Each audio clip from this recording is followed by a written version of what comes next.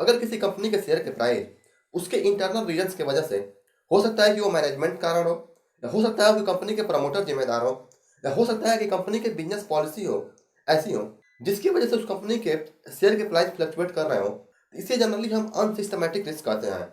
इसमें केवल उस पर्टिकुलर कंपनी के शेयर के प्राइस ही फ्लक्चुएट करते हैं, बाकी किसी कंपनी के शेयर के प्राइस इससे प्रभावित नहीं होते हैं।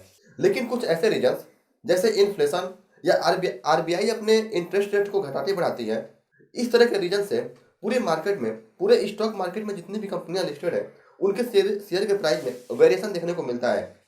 इस प्रकार के रिस्क को हम सिस्टमैटिक रिस्क कहते हैं।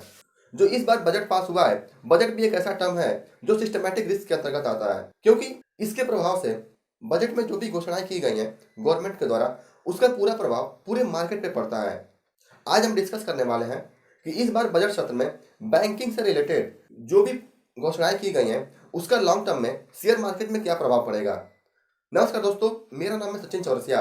सबसे पहली घोषणा, इस बार के बजट सत्र में 20,000 करोड़ का एक फंड बनाया गया है, और यह फंड कोई भी ऐसी बैंक वो अपनी करंट सिचुएशन से अगर थोड़ी भी डगमगाती है तो यह फंड उनकी मदद करेगा।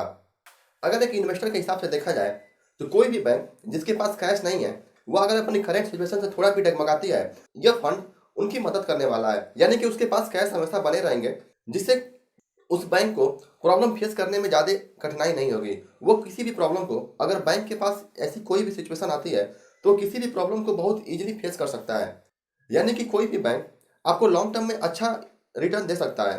दूसरी पॉइंट, अगर आप 20 लाख या 20 लाख से ज़्यादा का लोन लिए हैं तो गवर्नमेंट आपके ऊपर कड़ी कार्रवाई कर सकती है और उस लोन की रिकवरी कर सकती है।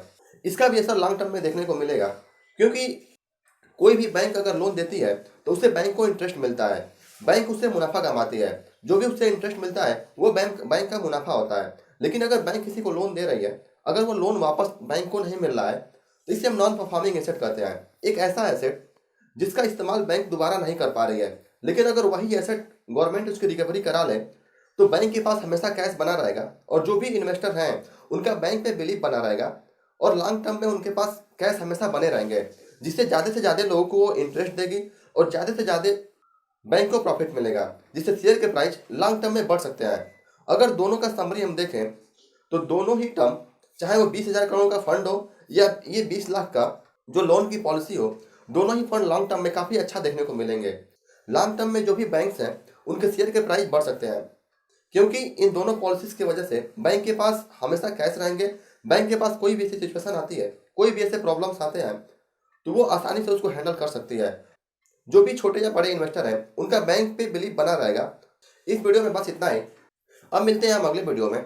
अगर ये वीडियो आपको अच्छी लगी हो तो चैनल को सब्सक्राइब कीजिए और लाइक कीजिए, और अपने दोस्तों के पास ज़्यादा से ज़्यादा शेयर कीजिए। धन्यवाद।